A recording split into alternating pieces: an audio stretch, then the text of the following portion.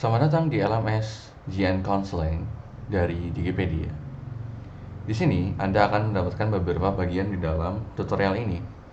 Yang paling awal adalah cara membuat materi di dalam kelas ini. Dapat dilihat bahwa terdapat beberapa materi yang dapat diakses oleh siswa dan ini memiliki beberapa komponen. Misalkan di video belajar dari Jeromi, siswa diharuskan untuk mengakses kelas Hargailah Waktu, sehingga siswa harus menuju ke video Hargailah Waktu terlebih dahulu sebelum dapat mengakses konten pembelajaran dari Jeromi. Nah, untuk membuat kelas atau materi atau konten seperti yang tertera di sini, masuklah ke dalam halaman admin. Kita asumsikan kita belum login terlebih dahulu. Jika Anda belum login, maka Anda diharuskan untuk login terlebih dahulu dan username passwordnya adalah admin, passwordnya adalah admin Kaharsa. Admin Kaharsa. Oke, jadi username admin, password adalah ya. Setelah itu Anda akan diarahkan ke dalam dashboard. Di dalam dashboard Anda akan menambahkan kelas baru untuk menambahkan konten baru. Di sini kami sudah memiliki susunan dari kelasnya.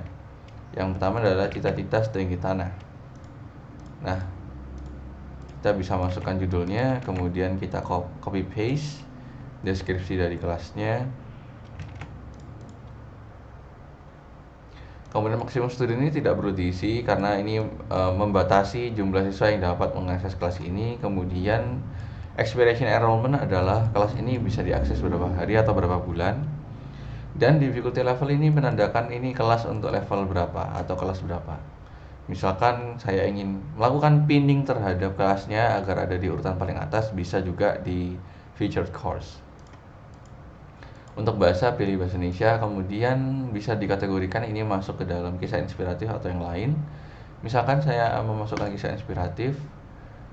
Nah, di sini saya memasukkan free karena semuanya bisa mengakses.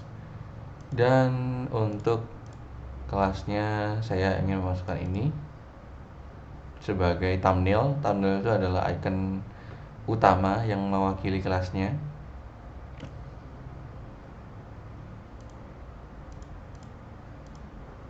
Ya, ini akan memakan waktu untuk mengupload tergantung ukuran dari gambar ya. Dari sini saya dapat memasukkan URL dari YouTube yang tadi untuk preview saja. Kemudian saya bisa memasukkan beragam komponen dari kelas. Misalkan di dalam satu bab itu terdiri dari kuis, video, kemudian kuis lagi, pretest, post-test, tugas, itu bisa dilakukan di sini. Oke. Misalkan di sini saya masukkan lagi bab 1.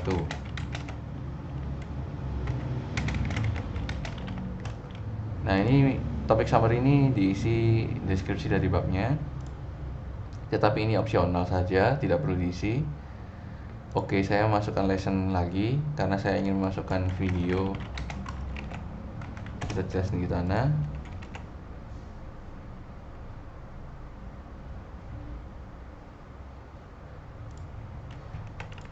Kemudian saya ingin masukkan videonya lagi di sini. Kenapa dimasukkan lagi? Karena yang tadi itu video untuk preview saja, preview kelas ya. Di sini adalah video utamanya. Untuk memastikan saya kopas lagi, kemudian saya paste lagi.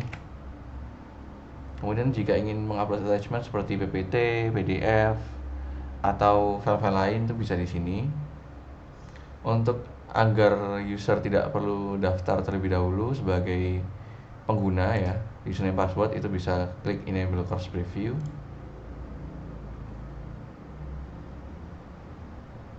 Ya, ini adalah jumlah kelasnya, kira-kira butuh berapa menit untuk mengakses keseluruhan kelas. Misalnya saya butuh 10 menit. Kemudian benefit of the course ini bisa diisi keuntungan atau output atau KKM yang diharapkan dari siswa setelah mempelajari konten ini.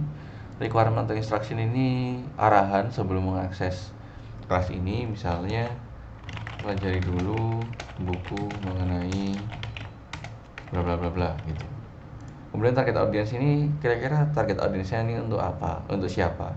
bagi yang kenapa misalnya.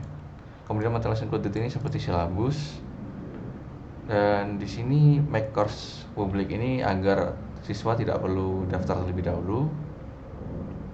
Kemudian saya bisa disable sertifikat karena kelasnya tidak perlu sertifikat. Dan apabila Anda ingin mengattach lagi misalnya PDF, e-book yang harus dibaca sebelum mengakses kelas keseluruhan, itu bisa diupload di sini. Kemudian jika ingin mewajibkan siswa mengakses konten lain sebelum mengakses konten yang ini ya, itu bisa diisi di bagian ini. Oke, saya simpan dan terbitkan, dan harusnya kelas atau konten terbaru itu sudah muncul di bagian paling depan ya.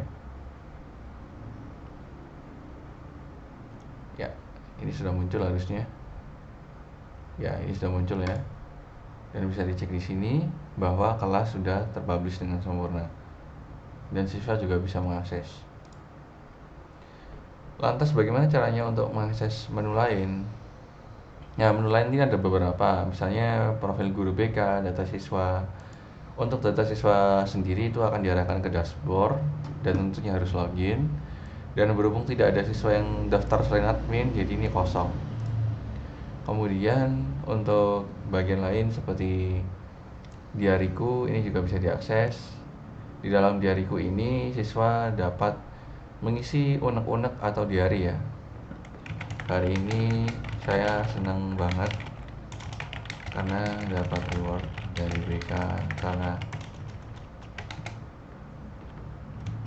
dan saya pun tidak harus mengisi ini dengan teks saja. Misalnya saya ingin mengupload gambar untuk agar bisa lebih interaktif diary-nya atau lebih memorable, itu juga bisa. Kemudian saya klik kirim pembaruan. Nah, bisa dilihat di sini bahwa saya sudah mengupload diary. Oke, kita masuk ke bagian lain dari LMS-nya. Misalnya saya ingin memasukkan instrumen ya, dan instrumen ini sudah terisi dan siswa bisa mengisi. Kemudian untuk konseling sendiri itu bisa ada penjadwalan. Untuk penjadwalan sendiri itu bisa diatur jadwalnya itu tersedia mulai jam berapa sampai jam berapa. Kebetulan di sini secara default itu mulai jam 7 sampai jam 19. Dan jika kelas ini jika jadwal ini sudah diambil oleh siswa lain, maka tidak bisa dipilih jamnya atau tanggalnya ya. Dan itu akan otomatis setelah dipilih akan mengirim notifikasi ke siswa yang memilih dan guru konseling yang terlibat. Dan jika siswa ingin mengakses konten berdasarkan kategori, maka siswa bisa masuk ke dalam menu ini. Di sini sudah ada beragam kategori, dan jika diklik akan masuk ke kategori tertentu ya, seperti ini. Oke, itu saja tutorial singkat mengenai LMS yang sudah kami desain di bagian admin.